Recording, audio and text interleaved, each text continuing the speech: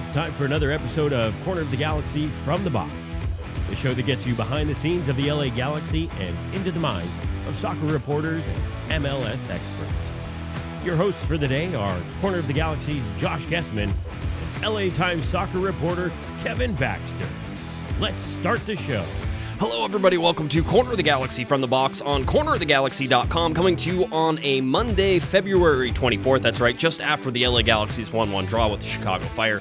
Going to be a topic of discussion on tonight's podcast, but it is game week as well. The LA Galaxy will start the very first game of the 2020 season this weekend as they travel to the Houston Dynamo to kick that off. So a lot of things, including Franco rumors, some other rumors swirling around the LA Galaxy as well. A lot to get to.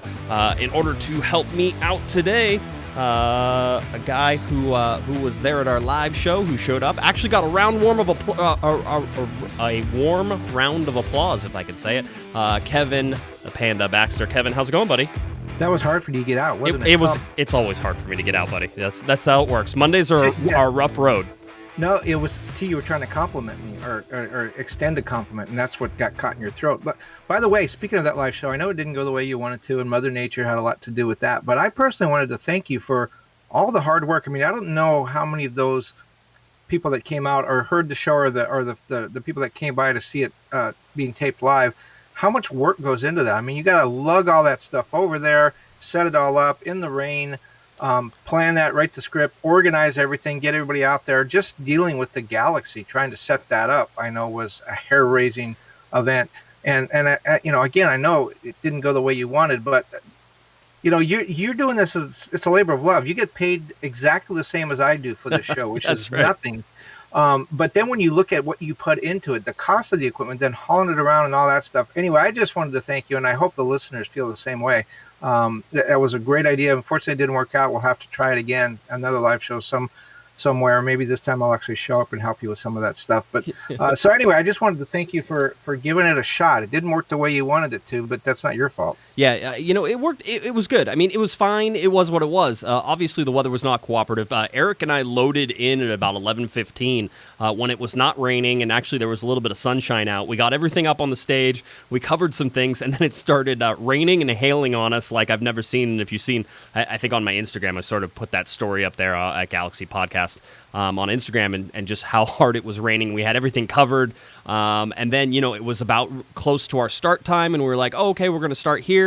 And there was just constant communication back and forth with the Galaxy, which, by the way, I have to credit Chris Glidden from the LA Galaxy, who helped me set everything up and do all that. And for the most part, it went off without a hitch. But then Chris had to constantly update me via text message about what was going on in terms of the lightning strikes and the weather delays. I mean, we got delayed 4 or 5 times from starting the show, just trying to do it, and we thought we were going to have enough time because we thought the game before was going to go its full length, and therefore we would be able to do our full show. And then sort of at the last minute, Toronto and Colorado decided it wasn't worth it, Kevin, to go ahead and do any more of that. And they were like, hey, we don't want to play anymore. And whenever that happened, it condensed everything down. So we were planning on doing an hour-long show right up until about 10 minutes before we finally did the show, which then ended up being about a 27-minute show before the LA Galaxy kicked off. I think around like 3:35.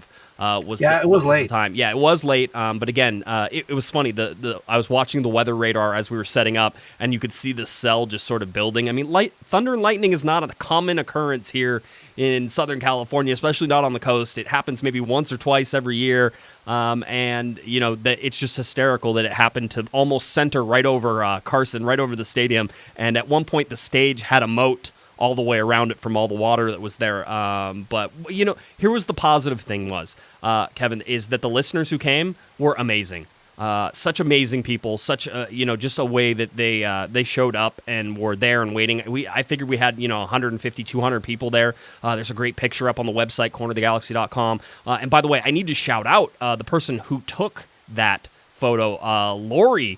Lori and Carlos, Lori jumped up on the stage, was like, I'll take that picture, no problem. So she's not even in the picture, but she wanted to take the picture for us. Lori did a great job. And then Carlos now has promised, or has at least offered his services as a roadie for the next one. Because Eric and I were saying, shouldn't we have roadies or something like that? Shouldn't we have people who help us carry this stuff?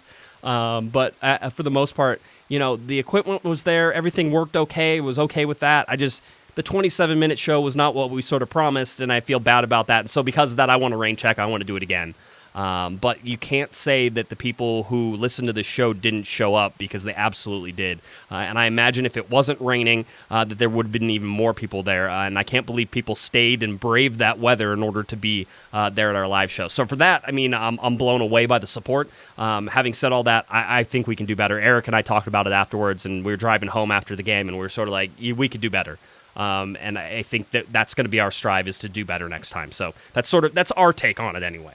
Well, I wonder where we should do it. I mean, that was a great location. I wonder if we want to go back and try it during a regular season game before a game, or whether we go to a pub or some other remote location before a road game. Whether that would be. I mean, maybe the listeners can chime in you and let us know what they want to do. What do they think is the best option? Yeah, I mean, those are both good options, and I like those, and we've actually discussed both of those. I love that location. My thing that I've sort of kicked around with the LA Galaxy right now, Kevin, is I said, hey, I want to do it again during the regular season, but what if we raise money for the Galaxy Foundation?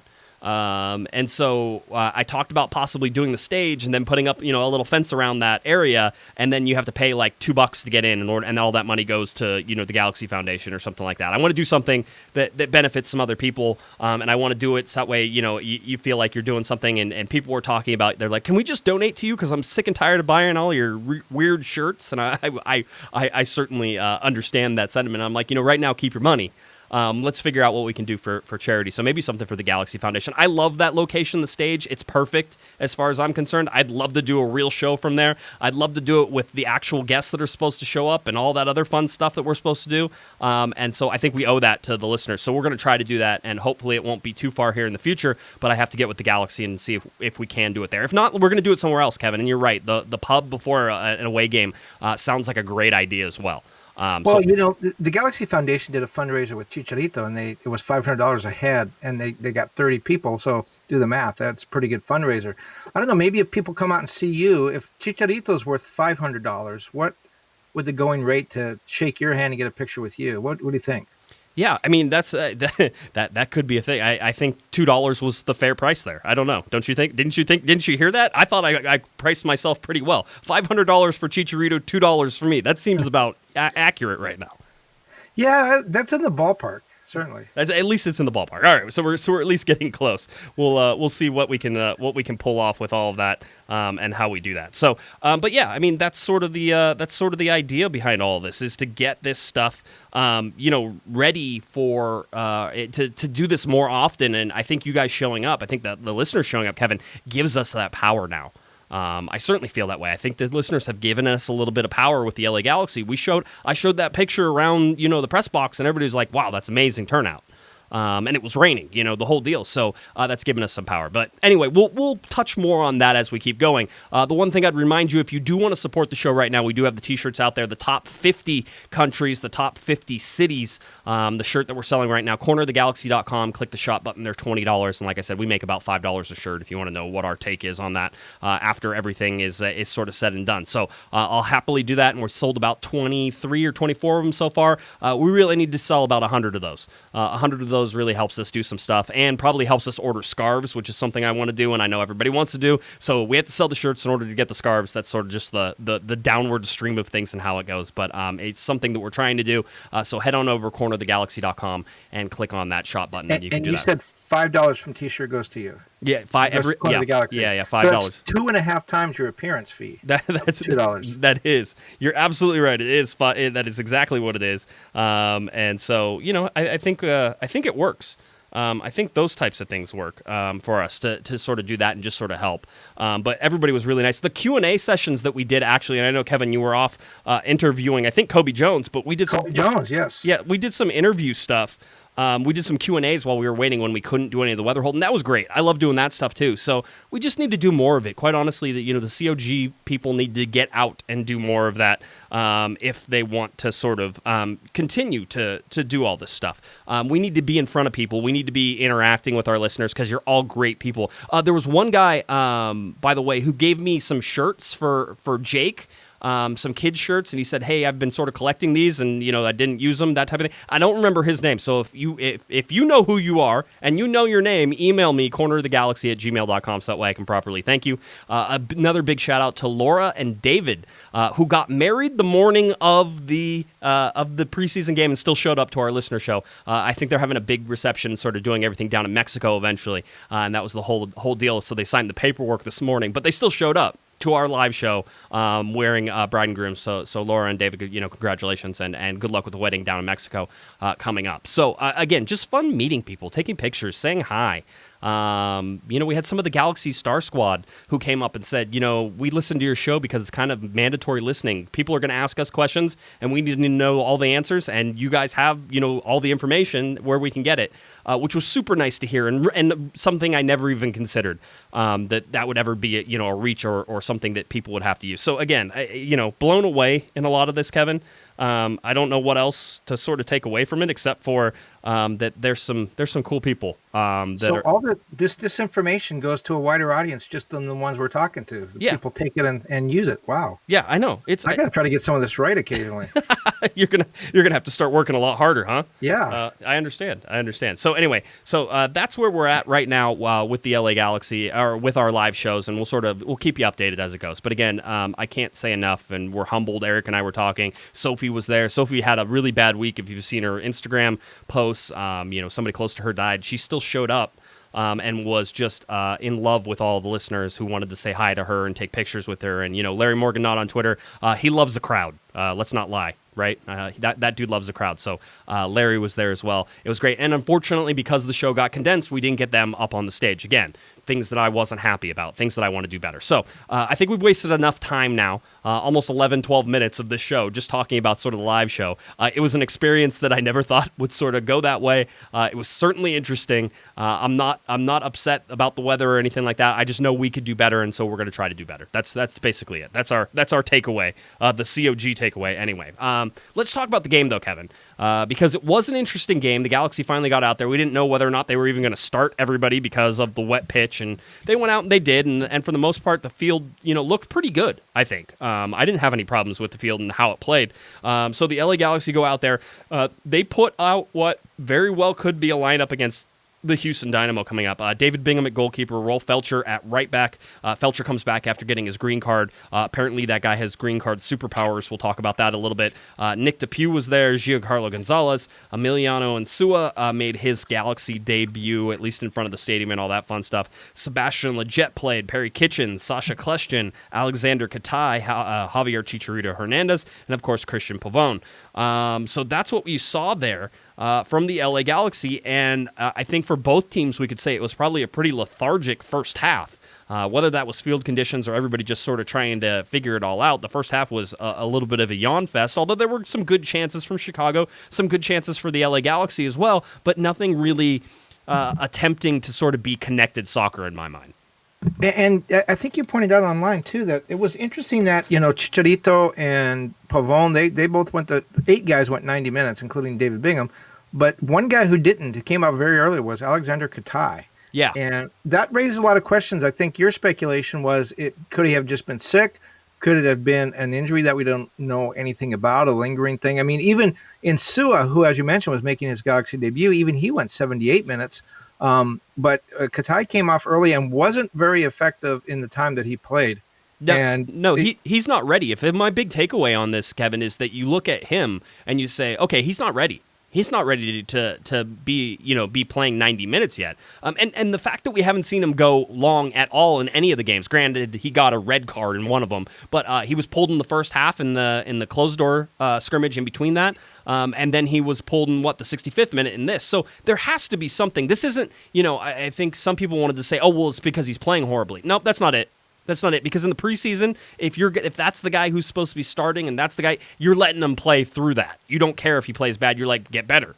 Keep playing. Then the only way you're going to play is if you get these minutes. But what you're seeing from Katai clearly is some sort of stepped mode for him, which was, he played roughly 45 minutes the game before that. Now he plays, 65 minutes. And so, I think if you're looking at him in Houston, I expect him to start. He probably doesn't go more than 75 minutes, and they're probably going to bring somebody in for him. Now, what's the deal with Joe Corona? I believe he came in off the bench, right? I know he was in the 18. Has he lost his job to Kljestan? Has he lost it to Perry Kitchen?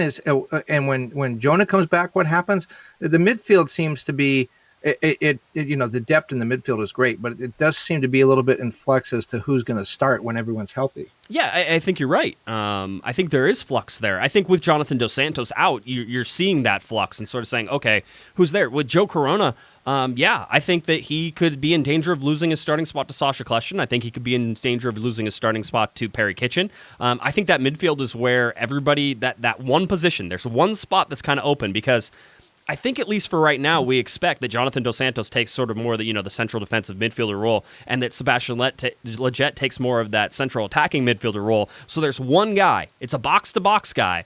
Who's going to be? Do you want to go a little more offensive with Sacha Kljestan, who I think still does a good defensive job? I think Joe Corona is more offensive whenever you look at that. And I think Perry Kitchen's more defensive. So I think in the second half, the Galaxy are winning. Perry Kitchen coming in off the bench is something that you can expect to see. But really, the battle here is between Kljestan and Joe Corona. I thought Kljestan had a very good game, affected the play positively, Kevin. Got a goal. You can say whatever you want about the goal. It wasn't pretty. It went in. That's all that matters. And one of the key points that Kljestan brought out was just the Galaxy getting numbers into the box was a big sort of improvement. I agree with that 100%. You could see that, especially go back and watch the replay, how many players get inside the box whenever the Galaxy actually have a chance. So, I think midfield's crazy right now. Well, talking about that, I mean, I again, we'll go back to what we discussed last week, is the defense has not been strengthened to any great degree. Insua had a great game, but when you look at the defense, it's still suspect, I think. Remember, 59 goals last season. Guillermo and Dennis have talked a lot about how you can strengthen the defense, not just by just putting defenders on the field, but by playing a different style of play. And if you're pushing all these guys into the box, as Sacha talked about, that means defenders have to go with them. And all of a sudden, the other team has 7 or 8 guys within 25 yards of their own goal. They can't really counterattack and go back the other way. And I think that's going to help the Galaxy defensively. It's going to make their defense better. And when you look at that midfield, I think you're right. There are some defensive guys. There are some offensive guys. If we find out that Insua and Nick Dupuis and those guys can do a really good job, and maybe they don't need the help, but Katai's not ready, then maybe you go with the offensive midfielders. Maybe Sebastian pushes forward. Maybe Sacha becomes more in an attacking mode because you don't need the defensive help. If you find out the defense is still not ready, then maybe you have to play those defensive guys, and then Katai has got to step up, or everything falls to Pavone, and you don't have those midfielders helping much in the attack. I think it really depends on how those things work out. Is Katai ready? Is Insua and is Steris ready? Do you have a strong defense, or do you have a strong offense? Yeah, I mean, again, you're sort of bouncing back. I thought Insua looked great. In fact, I called him the savior at left back in sort of my reply. Or my look at this, because you look at what the LA Galaxy have had problems at left back, and Insua seems to answer all those. Not only is he solid defensively, and he certainly showed that, and he's aggressive defensively, which you like to see, but he's good getting up the field for the LA Galaxy, and that's something that Guillermo is going to demand of both of his outside backs. I mean, I talked about Rolf Feltscher being a changed man since he got his green card. Rolf Feltscher juked one of the Chicago Fire players out of his shoes and put a pass almost right between his legs. That's a Rolf Feltscher and a confidence from Rolf Feltscher we haven't seen since he joined the LA Galaxy. And he was putting in good crosses and dangerous crosses. I mean, you look at the one Chicago Fire goal, and it was clearly offside. I don't know why, especially whenever you look, and they said that there was an assist given to a player, and we were all arguing, well, if he touched the ball, then he's offside. And they're saying, well, yeah, he got the assist. Well, then he's offside. Well, then maybe it wasn't an assist. Maybe it was one of the Galaxy players. But you look at that, and that's a broken play. Broken plays are going to happen. Absolutely going to happen. There's not much you can do about it, and that's how goals get scored, or broken plays, lapses in defense. In my mind, it's not a horrible goal to give up. It's bad because it ends up being 1-1. But for the Galaxy, they controlled large portions of the game. The defense looked solid. Nick Dupuis looked good again, which is another question. It's what are you going to do with Nick Dupuis? Are you just going to sit him on the bench? Because right now he looks perfectly capable of playing high-level Major League Soccer defense. And the only sort of caveat that you put on that, Kevin, is that you look at Nick Dupuis and you say, okay, but we've seen him for like 3 preseason games. Yeah, and young guys have, that happens all the time. There's a great fluctuation. He'll have a great 20 minutes and then a horrible 15 minutes and then another good 20 minutes.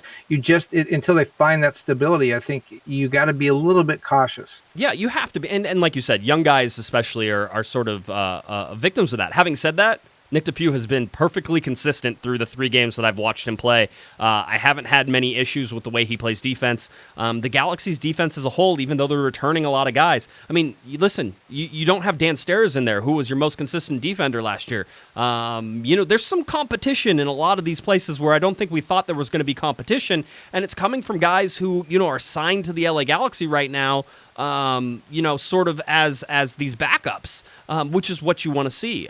We talked about at the live show on Saturday, the LA Galaxy signing another homegrown in Jonathan Perez, a midfielder. So now they have Cameron Dunbar and Jonathan Perez, both coming from the academy, both homegrown players. The Galaxy now have 5 homegrown players in there. So there's depth to this team that I don't think they had last year, but the depth isn't exactly depth I would call knowledgeable about Major League Soccer, and I don't think you're going to be relying on guys like Cameron Dunbar or Jonathan Perez to sort of make or break your season, but you are going to be relying on guys like Sacha Kljestan, a guy who we thought was brought in as sort of leadership and some leadership depth and some, a thinking guy, and Guillermo talked about it after the game, how smart Sacha Kljestan is. And I asked Sacha about that, and he was sort of saying, yeah, I mean, I have the experience. He goes, but I've also, I have the soccer IQ. I understand these things. Sacha Kljestan could be a huge difference maker for the LA Galaxy, especially if you compare him, positively with the Jonathan Dos Santos. You do that with Sebastian Lletget, and I'm sorry, but I love that midfield. That midfield is a dangerous midfield. Now, can you rely on a 34-year-old Sacha Kljestan to give you all the minutes that you want? Probably not, but you have depth there with Perry Kitchen, in there, with Joe Corona. But those guys understand that they're bench players right now if everything sort of continues the way that we expect it to continue. Well, you talked about the depth. I mean, there's a great deal of depth in the midfield, not so much in the back line, and we'll talk about it in a minute, but nothing up front. As far as I'm concerned, there's not, you got 3 guys and they all have to play 90 minutes every game. But with that midfield, I think one thing you have to do is you got to get minutes for everybody. Those guys are not going to be consistently good if they're not playing on a consistent basis. And that means, some of those guys are not going to play 90 minutes, and a lot of guys are going to be playing 15 and 20 minutes off the bench, and hopefully that's enough. Certainly you're not going to send a Joe Corona down to play Galaxy 2 just to get some minutes. I mean, that's not going to happen. So that's going to be a little bit of a delicate thing this year. And then when Efrain comes back, what do you do with him? He needs to get playing time too. So there's just a ton of midfielders, and they all deserve to play, and they all want to play. But when you talk about the competition, and certainly in the midfield that's there, why Rolf Feltscher, I think, is playing so well is because Julian Araujo. He knows Julian Araujo was with the national team. He knows he spent a month training with the best players in the country. He's seen what he can do. He sees it every day in training.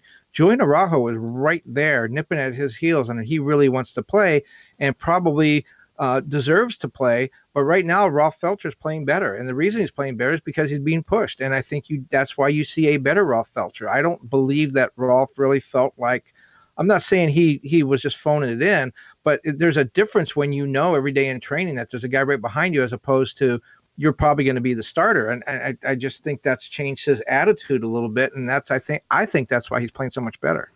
Yeah, I mean, you're right. I think that, Rolf Feltscher does feel Julian Araujo over his shoulder. I think that that's an important part to this whole thing, is sort of understanding that Rolf Feltscher understands there's pressure, but there's also has to be some tremendous sort of, I don't know, not job security, but some understanding that you go and get your green card, Kevin, and that you're providing value to not only yourself, as we've talked about before, but you're providing value to the team as well in this case. So I have to feel that, Rolf Feltscher is feeling some added confidence and sort of maybe a little bit of more added job security now that he's got that green card as well. So for me, seeing his step forward could be a huge positive for, the LA Galaxy. This could be sort of the answer. And I think Eric was sort of doing his grading the Galaxy that's up on cornerthegalaxy.com, sort of looking at it and said, Rolf Feltscher now seems to be the perfect complement of, Emiliano Insua on the left-hand side. And if you can get that symmetry there, I think the LA Galaxy can be dangerous. It's more about Guillermo's coaching then, and that was something I think we were critical of last year, of sending everybody forward and not having anybody back to sort of be that defensive side, and understanding that Feltscher and Insua need to sort of, stagger their runs and make sure they're still providing coverage and not just leaving two center backs to always defend on an island. So who do you think paid for his trip to Italy and the hotel and everything else? I was sure that he just used his frequent flyer miles, right? Come on. Because imagine you get a business trip to Italy and the hotel and everything else, and all you got to do is just show up at the embassy and pick up a green card. That would be I guess he probably went to the hotel gym and worked out a little bit. He did. He showed some Instagram photos or at least videos of him working out in Italy. So it was still a thing. Just an interesting. Eventually, we'll have to talk to him and ask him how that whole thing came about and sort of why Naples, Italy was the place that he needed to go, which is kind of funny. Did he sing while he was there? I'm sure he did, because we all know that man has a voice of an angel. So right. So it's like the green card isn't ready until the skinny defender sings. Yeah, I think in Italy they actually make you sing for your green card. I think that's actually how it works. So that's interesting. But yeah, so I mean, the other thing I think that we have to sort of point out is that there were a lot of questions about Giancarlo Gonzales coming into this game, because I don't think he's had a very good preseason. And did he do anything to sort of alleviate any of those fears going after this game? Are you convinced any more about him, Kevin, or do you? No, I mean, you keep talking about Nick and Dupuy has looked really good, and we'll talk about Alan Franco in a minute, but I mean, to me, that's the guy who sits. If Nick continues to play well and deserves playing time, or if Franco comes, I mean, I don't think you sit Steris. I think Steris is your guy. And so this, Steris is kind of the rock in the center, and then you build around him, and he's going to be the quarterback of that defense and works really well with David Bingham, which is important. So, yeah, I mean, I think right now Giancarlo Gonzales is kind of the guy that's on the bubble a little bit. Yeah, he still seems like he is to me. I don't think he's done anything. I thought David Bingham was once again busy. Bingham seems like he may be a leader in saves again at this point. But I have also seen from him a lot this preseason being much better than he was last year. Whether he's just been getting lucky, Kevin, which is always a possibility, or he is an improved player from last year. Maybe he did a lot of off-season work, but he's looked good at cutting down the angles. He hasn't given up some big rebounds. He stopped a lot of breakaways that the Galaxy unfortunately have given up. So David Bingham, for me, has sort of raised his stock so far this year as well. So, I mean, I think the only question mark that's still sort of out there, Kevin, is Chicharito going to score? Because I think that's everybody's sort of expecting that he was going to put up, monster numbers. And, whether or not he was actually going to put anything back in the net in the preseason certainly would have helped. I think it would have helped his confidence and just sort of getting him used to the league. But as we've seen so far, that hasn't been the case. Yeah, and he seems frustrated. But, I mean, again, I'm going to go back to, I'm saying 12 to 15 goals. So if I'm right, which I rarely am, that's like a goal every 2.5 games. So he did have one goal in the preseason. So he's kind of on pace for that a little bit. But that doesn't mean he's not effective. I mean, he didn't get the goal. Sacha Kljestan got the goal, but Chicharito was right in the middle of it. Sacha doesn't score that goal without Chicharito's contribution. I think he's been dangerous. The chemistry is still not quite there. It's getting better. He had some really dangerous runs. He's much faster than, I've seen him play a lot, but he had some really long runs in this last game that he really got to turn on the jets, and he's a lot faster than I thought, over long distances. I still think he's dangerous. I still think he's doing his job. He's contributing, and maybe he's not putting the ball in the back of the net, but he's opening it up for others to do that. So I've been kind of happy with what I've seen from him so far, and I think he's not going to score 30 goals. We know that. He knows that was the agreement coming in. But I think the team is going to be better. And when you go back to David Bingham, I don't know how much the Barney outfit's helping him. I thought he made some pretty good saves. They gave up. Unfortunately, the Galaxy did not have a clean sheet in the postseason. They gave up 6 goals in 5 games. But I thought David Bingham played very well. The challenge for him is that, Guillermo is going rapidly to this attacking 4-3-3, and they're going to play the ball out of the back. And that means that Bingham has to be very active, coming way off his line, which he's done. But he needs to be much better, I think, playing the ball with his feet, and because a lot of things are going to start from the back. And I think that may be one challenge that David Bingham's going to have. How well can he play with the ball at his feet? Yeah, very well could be one of those things. I think the Galaxy, for the most part, I think the preseason should be viewed positively. You may say that they gave up a whole bunch of goals in that, but they also scored a bunch of goals. The only game they lost was the one to Toronto. So they're still doing their job for the most part. I don't know if that holds out, and the preseason doesn't mean anything until it means something, so I don't know that we know anything. I think Chicharito was robbed twice. I think there was a handball that wasn't called for a possible goal for him, and I think that he was also pulled down on one of the plays as well. So, having seen that, and again, I know referees are in the preseason as well, but we've seen some pretty poor examples of officiating over the preseason so far that makes me somewhat nervous to see what you're going to see during the regular season, and it always takes a little while for all that stuff to sort of iron itself out and be back at mid-season form again. But for my takes, and certainly watching what I've watched with the LA Galaxy in this preseason, it's been hit and miss both by the Galaxy and by the referees in a lot of this. So I think if you're a Galaxy fan, you need to be thinking positively for what's coming up for this season. I think that there have been some improvements. I think that the LA Galaxy as a team overall, just chemistry-wise, or let's just say personality-wise, Kevin, has taken a huge step forward. They've got a cheerleader on the team now instead of maybe a perfectionist. And so, I think Chicharito is going to have some positive effects for this LA Galaxy team going forward this season. And I think that as a unit, they're going to be more prepared for sort of the things that are coming down the pipe for them. Well, I think some of the intangibles are things we need to watch for. Like, as you said, Chicharito hasn't scored, and he is getting frustrated. But what's that frustration? Is the frustration with his teammates? Is it with him? Is it with, this is, I'm in a little bit of bad luck? You got to kind of watch that, because that can fester a little bit. I don't think it's doing that now. I don't think there's any danger of that. I'm just simply saying, if he all of a sudden goes 10 games without a goal, that could be something to watch, because he's an extremely positive guy.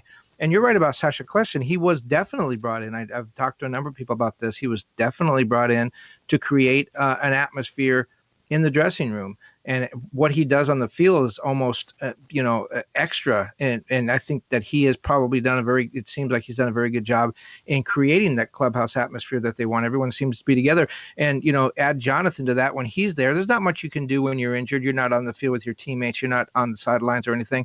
You're not training with them. So when Jonathan comes back, he's proved to be a solid citizen as far as a team leader. I kind of like the way the team is coming together from that aspect. I'm a real big believer in team chemistry, right? In all sports, and I think the Galaxy have that this year. It feels that way. We'll see. It all, at some point, I think. Yeah, I was going to say the guys that I thought, and I could be totally off base. I didn't spend a lot of time getting dressed in the Galaxy locker room. I don't know what happened when the media wasn't in there, but guys that I felt were not necessarily pulling on the same end of the rope all the time, playing for the team. I'm not sure that Diego Polenta was always a team guy. We know, Zlatan had his issues. Both those guys are gone. Right. And so I just, and the atmosphere it creates around them. We saw the way that Jonathan acted when Gio was there, and the way Jonathan has stepped up and become the solid citizen since Gio left. So sometimes it's not even the guy, the individual person, it's the atmosphere that's around him, the other teammates. So, if we agree, and again, I'm just speculating, if we agree that Polenta was a problem, we know that Zlatan was, with those guys gone, maybe the guys around them that didn't feel the ability to step up and be leaders last year, maybe they do that this year. Yeah, they very well could be. It's just an interesting time. I always like this time of the year. This is, everything's sort of done. The LA Galaxy have a roster compliance date this year. They had one last year. You'll remember that's when Giovanni Dos Santos was officially bought out of his contract by the LA Galaxy.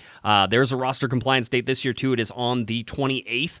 So the LA Galaxy need to be roster compliant by the 28th. But Kevin, guess what? As far as I can tell right now, they're already roster compliant. There's not going to be any countdown like there was last year between the two of us sort of watching. Just some additions. Yeah, there still seems like some additions, and I think we've talked about them. Gordon Wilde was was one that Guillermo said he wanted to sign, so unless Guillermo doesn't know what he's talking about, then Gordon Wild should be added to this roster by the end of this week. And by the way, it doesn't have to be by the end of this week. There's no roster freeze. They don't need to put him on the roster right now, but if they're planning on signing him and having him be available for them to play, then they'll want to sign Gordon Wild.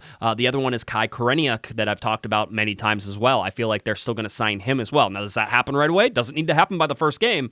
It just needs to happen. Neither one of those guys will travel. Yeah, I don't see either one of those guys going to Houston. You might take Gordon Wild. You might take him in case there's an injury at striker, because he is the striker backup. I mean, him and Zubac are sort of those guys that right now, if there's an injury to Chicharito, during training, that they could go, or if there's an injury to Chicharito when he's stepping off the bus, getting ready to go to the Houston game, then that's, something. But as we've talked about, there's also rotation that you can make to make Pavona forward or anything else. So, you're right. These are fill-ins at this point, Kevin. We're trying to fill in the roster with 24 spots currently filled. You could look at 2 more being 26. That leaves just 4 open roster spots for the LA Galaxy to make out the rest of their roster. So, if anything happens to Chicharito stepping off the bus, people are coming after you. Yeah, I know. It is what it is. I can't. Knock on wood. Knock on wood. Come on. Knock on wood. That was okay. There's no wood in my office. That's it. No, there is. I'll find it before this end of the show. I'll get it. Next time you're talking, I'll definitely hit it. Okay. But one of the things that you sort of look at for this LA Galaxy team is, filling out this roster and sort of getting ready for this team, or for this game coming up this weekend. The LA Galaxy also still in acquisition mode in terms of trying to bring somebody in. I know that there was a move today.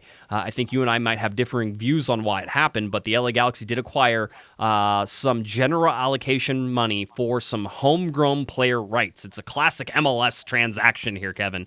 The Galaxy acquired $50,000 in general allocation money for the homegrown rights to goalkeeper John Pulskamp. Pulskamp was with the LA Galaxy Academy for 2 years before turning pro with SKC 2 in the USL Championship in 2019. So SKC, Sporting Kansas City, likely purchasing his homegrown rights so they can add him to their senior team roster and not have him count against the cap. That's pretty much their thing. He hasn't been with the LA Galaxy since, I think, 2018. I think in 2019 is when he turned pro. Yeah, and that's $50,000. Like you said, it's a procedural thing. I mean, I know it's pocket change for you, but for the MLS teams, it's $50,000. That's a lot of money. I'm not really necessarily saying that money is going to lead to the next transaction, but I do think that money is not going to sit in Dennis DeClose's pocket very long. It's going to go to somebody at some point. Whether it helps to bring in an Alan Franco, whether it helps to sign Gordon Wild, maybe that's what they've been waiting on. I mean, nobody knows except for Dennis. Nobody knows what the budget looks like. So, and we won't find out for a while. But that money is not going to, as I said, that money is not going to stay in Dennis's pocket very long. It's going to be spent, and there will be another transaction, I believe, coming as a result of that. Yeah, I mean, sure. If we want to get into the adversarial stuff where you say one thing and I say another thing, I'll tell you right now, it means nothing. It's $50,000. It'll work. It'll be in somebody's pocket. They'll use it. But this wasn't a precursor to another move. You can't say that A is the responsibility of B whenever this is a housekeeping measure that MLS has. You know what? Yeah. Media party. They could throw a media party. We could. That's a good idea. They could spend $50,000 on a media party. Have right? us over to the American Express or the Champions Lounge. That sounds like this is a great idea. I like that already. I just want to say this is like a housekeeping thing that MLS has. It's a pain. I'm sure that in some ways the Galaxy might be like, you can just have his homegrown rights, but MLS mandates that there has to be something exchanged for something. And so this is apparently what I think this might be the minimum amount of money that you can actually move, because we see this like $50,000 general allocation money move played all the time. This is like the standard, hey, it's like having a $5 bill. It's like, oh, do you have a $5? Okay, we'll just do a $5 bill. We don't want to deal with ones. We'll just deal with fives. I don't know. It's just one of those things. So the LA Galaxy, like I said, filling out their roster does not have to be filled out. And by the way, the roster freeze deadline isn't until almost before the playoffs. So this isn't something that we're necessarily worried about right now, but the primary transfer window does not close until May 5th. We've talked about that many times. The secondary transfer window opens in July 7th and goes all the way to August 5th. And then you have the roster compliance date of Friday, February 28th, and the roster freeze date. This is when your roster has to be done. You can't add any more. You can't do anything. Is Tuesday, September 1st. So just keep that in mind as you're looking at all these dates. You know what? There was a rumor last week about Guillermo reaching out to Leo Messi if he was unhappy. Do you think that $50,000 might play into that? Yeah. I think it might go to like the first class or the private jet you'd have to fly to go over and even talk to Messi. No, I know a lot of people were saying that's never going to happen, and I'm like, no, it can happen. And people want to say, what are the chances that phone call actually happened? I bet it actually happened. I don't think it wouldn't happen. Guillermo has the ability in the position that he's in, and being the national, sort of icon in Argentina that he is to have a friendship with Messi's dad. That doesn't seem like that's outside of a stretch at all. Both being Argentine, come on, that's a thing. That has to be a thing to be able to do that. Now, people were like, well, were they seriously trying to get Messi to the Galaxy? Yeah, they were seriously trying to get Messi to the Galaxy. Does that mean that it was a likelihood that they could get it done? No, I don't think that they expected to get it done, but they certainly wanted to reach out and be like, hey, Messi, if you want to come to MLS, we're your guys. We'll do literally anything to get you here to Major League Soccer. Yeah, I mean, if nothing else, it's reminding him, hey, we got some Argentine players here, Argentine coach. We play the kind of system that you want. Yeah, I don't see any harm in it, obviously. It probably is a good, smart thing just to, all they can say is, no, I'm not coming. And who knows what he might say. The thing with the Galaxy, though, is and I was talking to Landon Donovan about this.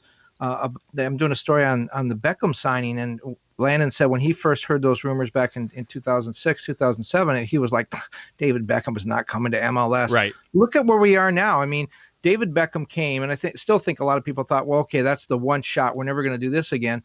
Who followed David Beckham? If someone had told you back in 2009 or 10 that Robbie Keane was coming to be followed by Steven Gerrard, Giovanni Dos Santos, Zlatan Ibrahimovic, and Chicharito, you would not have believed any of those. Correct. Yet they all happened. And that's because somebody said, hey, why don't we give David Beckham a call and see what's going on? Yep. So, yeah, is Messi going to play in Houston? No, but it doesn't hurt to call. That's right. And this may not pay off this year, and it's probably not going to. It may not pay off ever. It may, exactly. But it could also pay off in 3 years, right? I mean, you could set the groundwork right now. We've heard about how they chased Giovanni Dos Santos for 5 years? They chased Zlatan Ibrahimovic for like 2 or 3 years. So all these things happen. You make the phone call, you get inside somebody's head, and you say, hey, we want you. If you would like to come, we are here. We're just reminding you that we're right here and that Jovan Karofsky can be on a plane talking to you as fast as we can get him there. Oh, that might not be a good idea. Hey, but it may not, and it may not net you Messi, but you just never know. Maybe Messi says, no, you know what? I don't like LA. I don't like Hollywood. I'm not coming. But here's Anton Griezmann. You want to talk to him? I'll hand the phone over. Or he goes to an Argentine national training camp and says to Sergio Aguero, hey, the Galaxy looking for a forward if you're tired of playing at Man City. I mean, you just never know where this is going to go. All I can tell you is before they signed Gerrard, it was like, no way, they're not going to get him. And then it was no way they're not going to get Zlatan. All those guys, Bastian Schweinsteiger going to Chicago, really? I mean, it happens. It does happen, and that's why you lay the groundwork. The LA Galaxy weekly schedule for you. They'll be training Tuesday, Wednesday, Thursday. Their very first road trip starts on Friday, where they'll travel to the Houston Dynamo. Kevin, you'll have some more on that. I want to give the full schedule. So travel to Houston on Friday. Game at 12:30 Pacific time. This game is on Univision. So that is the regular season opener, LA Galaxy at Houston Dynamo. But Kevin, you are traveling to Houston with the team. I am. I'm probably going to get in trouble, so I'm not going to give away too much. They will be traveling in a plane. It is commercial. They'll be leaving after 1 o'clock in the afternoon, and they're getting there very late, like getting there around 6:30, 7 o'clock Houston time. Anyone who's been to Houston knows the airport is a long way from the city, so they're not going to be in their rooms until 8 or 8:30, a team dinner after that. And then the game is, I think, 2:30 Houston time, right? It's 12:30 here. Yep. And then they fly back at 8-something Saturday night. So it's a very, very quick turnaround. They'll be in the city of Houston for less than 24 hours. Yeah, which is I know there's always questions about how they travel. By the way, no, not a charter. You said it was commercial. I just want to clarify. It's not a charter. There will be an increased number of charters this year, but it didn't happen on the first one. Yeah. Right. It didn't happen on the first one, so everybody chill out. So you have that, and then they're planning on going and hit. It's the quick hit. It's get there, get there in fast, so they'll train on Friday morning. I know it's not on the schedule, but they'll train on Friday morning. It might just be a walkthrough, might be something light, but they'll do a little bit. They'll change, they'll shower, they'll get their bags, they'll get in the bus, they'll head to LAX, and they'll way to Houston. They will go at the mercy of the flights. The one drawback in that, it sounds all good if it all works out. If there's a flight delay, a weather delay, anything that delays them, again, if they're in Houston for 24 hours and their flight's delayed 2 hours, that's 22 hours. It's just, right. It's a little bit dangerous. And the Galaxy did take a long time to book this flight. They thought about a charter. It's like 3.5 hours to Houston. You don't think it's that far because of the time change and stuff, but it's quite a far flight. I mean, they could have easily used a charter since it's the first flight of the year and everything. They decided not to. Obviously, they went through their schedule and decided to use their 8 charter flights somewhere else. The other interesting thing, this is Chicharito Hernandez's first ever, I believe, commercial flight to a game. So, I mean, he played in Europe, and they take buses and trains, and when they fly in Champions League, it's all charter. He's probably never seen the inside of a commercial flight with a team tracksuit on. Right. So we'll see how that goes. Well, he's a first class guy, right? I mean, some of these people do sit in first class. In my mind, Chicharito flies first class, but yes, it will be commercial. Here's the thing. It's very interesting, and this is kind of one of the reasons I'm going, because I'm going to write about Chicharito's first trip, is Zlatan was absolutely a first class guy. And, right. He was brought up to the gate he had a security guard with him, and he got, not saying he didn't interact with his teammates. He wasn't, a jerk, but he definitely flew first class. I've been on flights where I've seen Landon Donovan sitting in the middle seat and coach. I know that Carlos Vela always sits in the back of the plane in a middle seat because he plays cards with his teammates. Kaká was like that. Wayne Rooney didn't want first class. He said, if I'm going to be the captain, I need to be with my team, and I'm not with my team if I'm sitting alone in first class. My understanding is the designated players do pretty much get it first class if they want it. That the team gets a number of first class seats, generally goes to the head coach and then the designated players. The Galaxy did a thing too where they would rotate that. They had one seat that was for sort of the for the trip back. It was sort of for the player of the game, whoever had the best game. It might be David Bingham, it might be Ethan Zubak, it might be whoever. They, as a reward, they got one of the first class seats. We'll have to see how Chicharito plays this. I mean, he may want to sit first class because he doesn't want to take a chance of getting some sort of muscle strain, trying to squeeze into a coach seat. He may decide that he wants to send a message by being with his teammates. We'll have to kind of see how he plays that. It's all be fun. We'll look for your report the following Monday as you make it back. So that'll be interesting. The other thing that we want to get through now, because it is, the first week of the season, really. This is their first prep week, everything that's going on. The LA Galaxy's upcoming schedule for this next month, and we'll just call February 29th the start of March as we go on. And Kevin, you were saying, what's the stat about February 29th? Earliest start ever in MLS season. Silver anniversary season starts in February. So February 29th on the Leap Day, coming in for the LA Galaxy headed to Houston. That game is on History Month. Saturday, February 29th, 12:30 p.m. Pacific time. Saturday, March 7th, the LA Galaxy will, of course, have their home opener against the Vancouver Whitecaps at Dignity Health Sports Park. That game on Spectrum Sportsnet. And then you have Saturday, March 14th, a long trip. And, Kevin, we were talking about charters and all that. Charter. I was going to say charter. Here it comes. Saturday, March 14th, 2020, 11:30 a.m. Pacific time, kickoff at Inter Miami. David Beckham's team there. The statue. It's going to happen. So that game, will they still be named Inter Miami by that time, or will the lawsuit have already taken over that says they're not allowed to be Inter Miami anymore? Which, by the way, is a ridiculous lawsuit, and I can't believe they actually let it get past anything. Well, it's actually Inter Fort Lauderdale at this point. Yeah, they're playing at Lockhart Stadium in Fort Lauderdale. Inter Miami, not even the same county. Excuse me, it's Inter Miami CF Stadium in Fort Lauderdale. That game nationally televised on Big Bad Fox. So that is not an FS1 broadcast. That is Big Fox, where that game will be broadcast. Obviously, David Beckham's former team against David Beckham's team that he owns. So that's why that one's getting it. And then to finish out March, they will host Orlando City March 22nd. So looking at this, the Houston Dynamo aren't expected to be on the upper echelons of the Western Conference, so maybe not a horrible start to the season, but the Galaxy have not played Houston well in the past 2 years, so that'll be something to watch. The Vancouver Whitecaps not expected, again, to be in the upper upper echelon of the Western Conference.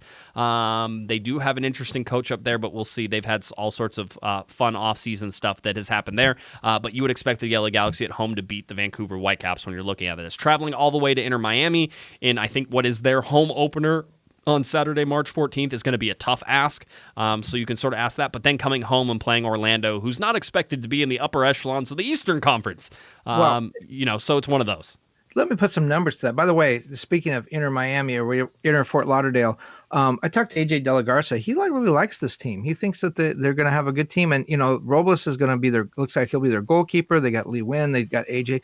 They do have some good players there. It'll be interesting to see how they gel. But when you talk about these other teams, I was just actually looking for entertainment purposes only. I was looking at the Vegas odds for the coming season. Right. And when you look at how the Galaxy start the season, right, where they have Houston, Vancouver, Inter Miami, and Orlando, first 4 games. From the bottom up, Nashville is the long shot at 150-1. Right above them is Vancouver, then Colorado, then Orlando City, then Houston. So the Galaxy have, 3 of their first 4 games are against teams that Las Vegas says are among the 5 worst in the MLS. This is why you don't trust Las Vegas a lot of times. The fact that Cincinnati isn't all the way down at the very bottom. And listen, I know they're not super far from the bottom, but the fact that they're not almost last with the fact, right now I would put Nashville as more, it seems to have their stuff, their collective stuff together more than the Cincinnati did, who just had to fire their Dave coach. Romney factor. That's exactly, well, actually Dave Romney probably going to the bench after they got Walker Zimmerman, which is a whole nother interesting thing. I know a lot of Galaxy fans were like, hey, I know a backup defender that the LA Galaxy could get. How do you think Dave Romney accepted that news? It's like, I got my chance. And, I don't want. I'm sure whatever he said cannot be said on this podcast. That's for sure. That's what I would have said. There would have been some choice words for sure. Again, this is soccer. I've seen many careers ruined by the fact that you're never going to get playing time, or by poor, officials just making bad choices. Not game officials, but front office officials making bad choices with players' careers. So there has to be some luck involved in making a real career out of soccer. You have to get some breaks, and you have to have people who think, who really believe in you in order for that to happen. And that's kind of in spite of how good you are, which is kind of a scary thought. That you could have something changed by, just somebody who doesn't know soccer that well. They imagine if they let you and I run a team, Kevin, and then we were responsible for professionals' livelihoods. That would not be something that I think those professionals would look forward to. No, definitely not. Let's go to LA Galaxy rumors before we close everything up. Again, we'll have a show on Thursday that will get you ready for this game coming up on Saturday, so you can look for that. But obviously, the rumors always swirling, Kevin. And I think we have to start with Alan Franco because some changes in his status and sort of what that means and what it might not mean. But I'll let you kick off Alan Franco. Yeah, somebody promised on Saturday that he was coming. Remember that? Yeah, I think his name was Kevin Baxter. The Panda himself. Yeah. I still believe he's coming, but things have changed a little bit. It seems as if the negotiations have changed a little bit. What I didn't say on the stage was that right before we had started that show, I talked to Dennis. He was supposed to, I talked about the possibility of actually coming to the live pod and being up on the stage. And I talked to him and said he couldn't come. He was in meetings. Well, the only thing he was in meetings about at that point was Alan Franco. And that's why I was pretty confident that things were moving along. Things have taken, I don't want to say they've taken a step back, but they all of a sudden it's not on the front burner anymore. Alan Franco, who, as we talked about, was sort of on a little bit of a strike trying to force this deal, has now returned to training with the team. He's allegedly now in the squad and will play again. He was, one of their most used center backs, and he's going to play again. It seems as if the negotiations have stalled, although that may not be true. I think you had some information that perhaps stalled might be the wrong word. Maybe they've actually been completed and the deal is going forward. We knew that he was going to stay and play with Independiente till the end of the season. So perhaps his return to the squad could mean a deal's done. Yeah, that's unfortunately you can look at it both ways, which is that, it's not good because he's going back and he's ended his strike, and apparently they've even either told him that it's not happening at all. Although you would think if that happened, that would imply a longer strike if indeed they were like, it's not happening at all. But what we always knew is that he would stay till March 8th, which would be the last game. Basically, there were 3 more games. He already missed one over the weekend. That was his strike game. And now he's back. He is in the squad. He's expected to play. I think that they have to play. They have 2 Superliga Argentina games and one for Copa Sudamericana, which is in Brazil. And I think that Brazil game is the one that he is getting ready to. And, by them getting forward and by Independiente, moving forward, they get more money. And so that has also been a thing. But we've always known that he's probably would stay for those 3 games and then be ready to come to the LA Galaxy after March 8th. So again, this one is so topsy-turvy, Kevin, that it's tough for me to even try to put in words what it would mean on the rumor tracker. And I've been leaving it alone for that reason, because as you said, right now we're in a position where we think that, it's Schrödinger's cat. The cat is both alive and dead at the same time. The deal is both alive and dead at the very same time. We don't know what it is because we don't have that, nobody's told me specifically what is happening down there. We know there was another meeting today, and that meeting was supposed to happen and determine the fate of this deal. The terms have changed apparently multiple times, which is pretty standard apparently when dealing with some of the Argentine teams. And we've sort of went over the mechanisms and how this club is owned and operated in some of our previous podcasts. So there's so much political pressure thrown into all of this with, the president, who's also head of the truckers union, and the vice president, who's his brother, sort of pushing away 6 other board members, and the 6 other board members saying, well, we're having a meeting now because we're sick of you guys. And so there's infighting, on the board that's supposed to be making these decisions. So it's just so up and down again. I think that's... If you try to apply logic, okay, if he's going to strike to force the deal and then the strike ends, he hasn't forced the deal, hasn't been successful. So why would he end the strike? Maybe he's been told the deal is done. Maybe he got a huge raise, or he's going to be sent somewhere else. Yes. We just don't know that. But then on the Galaxy side, why would you agree to pay a guy and then let him play 3 more games at the risk of injury? It could be that that's part of the deal. Look, we'll give you guys this guy at the price that you want, but not until March 8th. So the unknown is just great on this. I don't think the deal is by any way done. If I had to guess, I think that, or anyway, finished or over. If I had to guess, I would think that he's coming. And Dennis has sort of tipped his hand in that way, because he said to me at least a number of times, if you want to get the guy you want, you have to be a little patient. We may not start the season with our full roster. We may not have everybody we expect to get. We may have to wait a little bit. And take Dennis at his word. He could very well be talking about Alan Franco when he said all that. He very well could. So we're sort of in a holding pattern. The other rumor that popped up, at least recently, and maybe it's true, maybe it's not true, maybe other things are happening, but Jurgen Damm, Liga MX player, has 12 caps with the Mexican national team as a winger, had apparently, the reports were saying, had apparently signed a pre-contract with Major League Soccer. And unknown team. Yeah, unknown team, although it was hinted at that it could be Houston or maybe it was the LA Galaxy. Hey, why not throw the Galaxy's name in there whenever you get a chance? Sounds good. But this is a guy who hasn't played very much for Tigres, since Tigres down in Liga MX.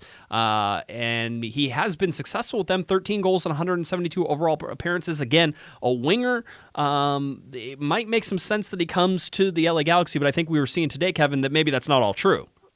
Well, yeah, it's a little bit up in the air. Apparently, Tigres has come back to him with another offer. They are trying to keep him here. Here's some trivia about Jurgen Damm. He has a German passport, just in case you wanted to know. But we talked earlier before we started this about where he would fit in, and if you agree that the Katai is not ready for prime time right now, Jurgen Damm slots right into that position. Or, as you mentioned, he's been struggling a little bit. He's not necessarily a surefire frontline player. He gives you that depth. Again, you got Zubak and some others that you could slot into the top if you wanted, or move things around. But the Galaxy needs some depth up front. Jurgen Damm would be a great signing. He's somebody that Dennis is very, very familiar with. Came through the youth system when Dennis was there, with the national team when Dennis was there.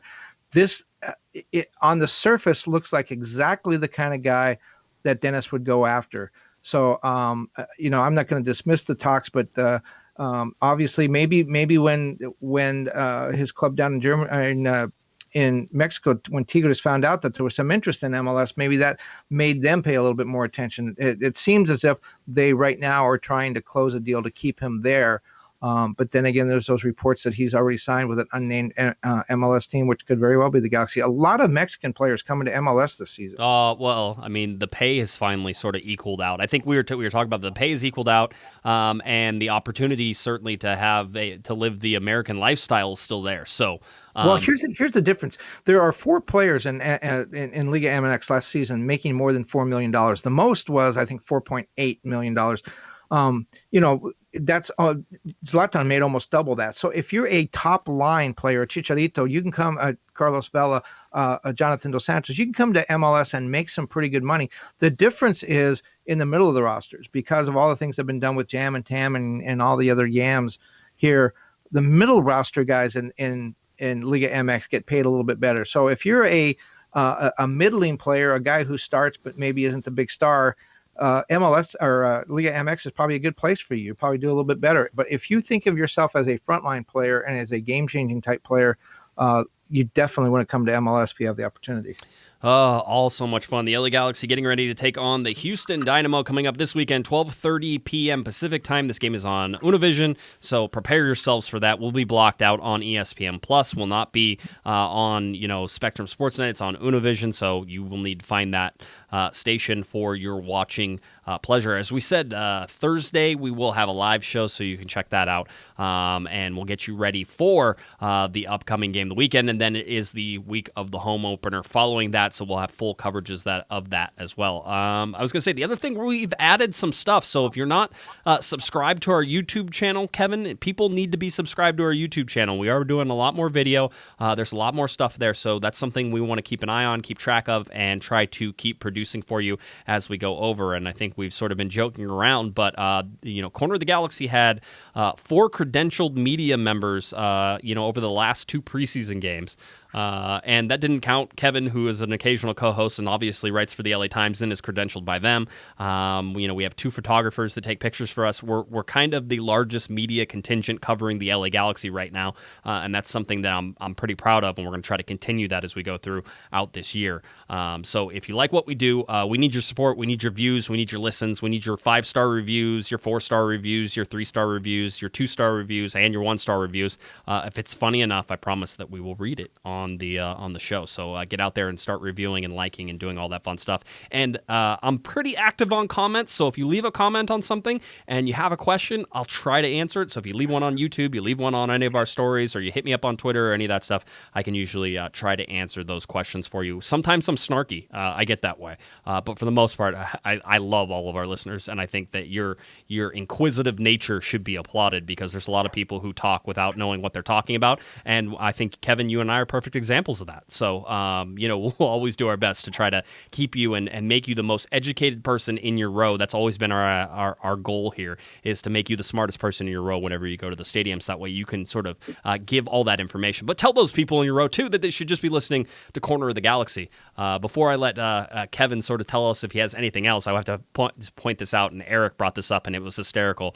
We had 200 people at the live show, and people were watching, and they're sitting there and they were waiting. And seeing your faces whenever you came around and saw that we were on the stage, and that was great and it was fun. But some of the best reactions were people who had no idea what they were walking into at all, and would come around the corner and just sort of stare at us like, who the heck are these people, and why are they talking about the Galaxy? It was priceless. So that just means we need to do a better job of talking about what we do and how we do it. And so hopefully with all of your help, we can do that. All right, Kevin, anything else you want to get to? Yeah, actually, they probably thought it was like the Ellen DeGeneres show or something. Yes, there is something I want to get to. One more piece of Jürgen Damm trivia. He's 27, but a study done by the Mexican club Pachuca, and that was backed by FIFA, says that Jürgen Damm is the fastest player in the world. Really? Damn. There it was. No, but that's Jürgen true. The other part was true. Okay, I knew there was a pun coming. I just didn't know what it was, and so now I know. So that's good. All right, perfect. And that's not a swear word. I was just saying the guy's last name. I know that you were just saying the guy's last name. Perfect. Or something that holds back water. Also one of those things. Those are 2 things that you were talking about just then. So that's good. All right.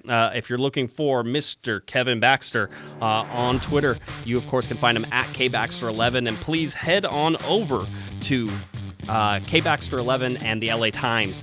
Kevin does a great job covering soccer in Southern California, and he would absolutely love it if you would read his stories and share his stories. Again, covering soccer in SoCal and all over, and he'll be on the road with the LA Galaxy headed to Houston. If you're looking for me on Twitter, at Guesman, JGUESMAN, and of course at Galaxy Podcast, head on over to cornerofthegalaxy.com. We have that t-shirt for sale, $20. Still have about 2.5 weeks left on that, so you still have some time, but get on that.